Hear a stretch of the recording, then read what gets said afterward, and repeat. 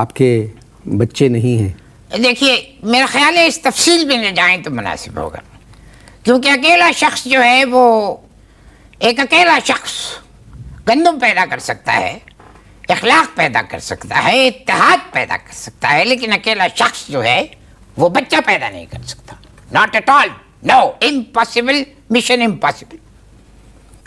میں آپ کی ساری باتیں مانتا ہوں جی کہ اکیلا انسان، آپ نے اچھی بات کی کہ گندم پیدا کر سکتا ہے، اخلاق تہذیب پیدا کر سکتا ہے، جذبہ پیدا کر. تفصیل میں جانے کی چندہ ضرورت نہیں، میں نے عرض کر دی.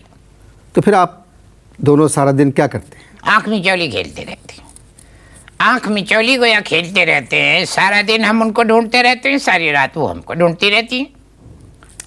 مگر حضور آپ کے سسرال والے بتا رہے تھے کہ شادی کے وقت آپ بالکل ٹھیک تھے. جی ہاں بالکل، آپ نے صحیح عرض کیا، یعنی تحقیق ہے آپ کی، تحقیق سے آپ بات کرتے ہیں. میں سمجھتا ہوں آپ کی بات کو کہ شادی کے وقت میں بالکل صحیح تھا.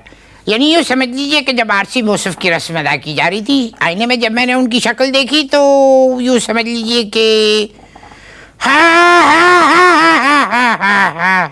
آئینے میں جب میں نے ان کی شکل دیکھی تو یوں سمجھ لیجئے گویا زندگی سے جرت چلی گئی، رخصتی کے وقت بہادری چلی گئی، اور ولیمے کے بعد جو ہے وہ ہماری چالاکی چلی گئی، اور یوں سمجھ لیجئے شادی کے 5 سال بعد سب کچھ چلا گیا. اب یہ بہادری کا پیکر جو ہے وہ آرام دہ کرسی پہ، جھولنے والی کرسی پہ کرتا پاجامہ پہنے، خیر چھوڑیے کہاں پہنچ گیا میں. اب میں آپ کو بتانا چاہ رہا ہوں، یہ ایک سیکرٹ ہے کہ میری جو اظہار بند ہے اسے اس دھرتی سے بہت محبت ہے. یعنی ہر وقت دھرتی کو چومتا رہتا ہے میرا اظہار بند. میں کھڑا رہوں تب بھی دھرتی کو بوسے دیتا رہتا ہے، اور اگر میں بیٹھا رہوں تب بھی اظہار بند جو ہے میرا دھرتی کو پیار کرتا رہتا ہے. بہت محبت ہے دھرتی سے. بیگم ہماری جو ہے وہ یہ سب کچھ دیکھ کے بعد خفا ہوتی ہے. ایک دن چلانے لگی. میں نے کہا دیکھیے بیگم، اب جب میں اپنے اظہار بند کو چھوڑ سکتا ہوں تو معاف کیجئے میں آپ کو بھی چھوڑ سکتا ہوں. جب میں نے یہ کہا تو رونے لگی، کہنے لگی اگر آپ نے ہمیں چھوڑ دیا تو ہم کہاں جائیں گے. میں نے کہا کیا ہے، آپ ٹولیٹ کی یہاں پر تختی لگا کے گھومتے رہا کیجئے گا. گویا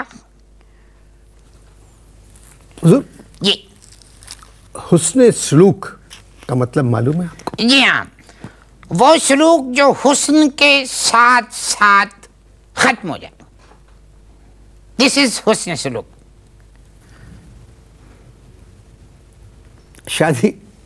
شادی کے وقت آپ کیا کرتے تھے؟ اصل بھی بات یہ انور مقصود صاحب کہ موسیقی کا ہمیں بڑا شوق تھا، گت بجاتے تھے گت. لیکن صاحب شادی کے دوسرے دن جو بیوی نے ہماری گت بنائی ہے لمان الحفیظ، کبھی آپ نے یہ مثال سنی کہ ولیمے کے دن کسی دولہا نے اپنی دلہن سے مار کھائی ہو؟ کیا مطلب فنکشن میں؟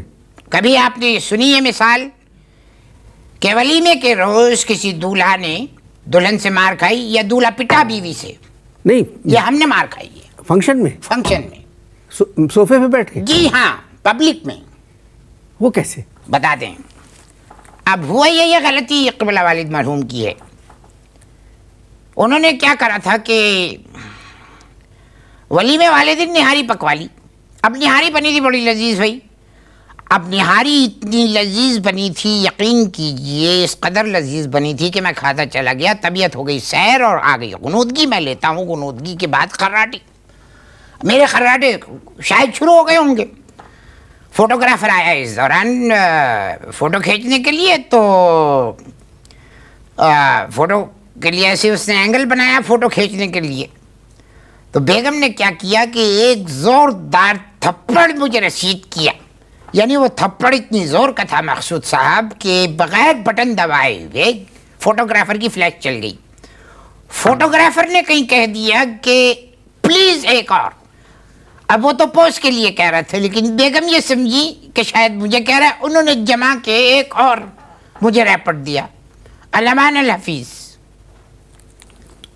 پھر تو آپ اٹھ گئے ہوں. ارے چھوڑیے صاحب، نلی نہاری کا نشہ جس کو چڑھ جائے تو یقین کیجئے کہ اس کو ایک تو کیا 4 بیویاں بھی نہیں اٹھا سکتی.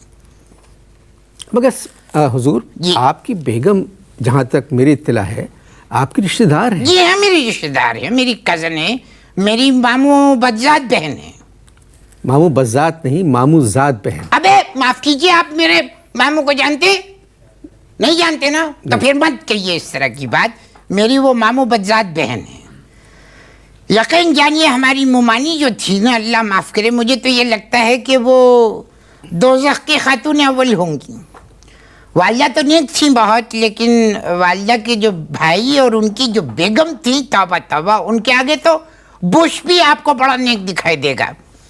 और ज़बान मुमानी की ऐसे चलती थी, अल्लाह माफ़ करे, जैसे चखचखी। चकचकी? और फ़कीर दो लकड़ियाँ बजा के भीख नहीं मांगता, उसे चखचखी कहते हैं। मगर भाई जी आपने अपनी बेगम को पहले तो जरूर देखा होगा। देखिए, दिल आ जाए चुड़ैल पर तो वो भी परी लगने लगती है। ये हुआ। गुफ्तगू जारी है, मिलते हैं वक्फे के बाद।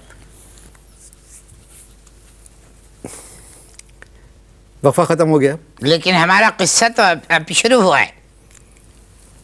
40 बरस से ज़्यादा हो गए आपकी शादी को।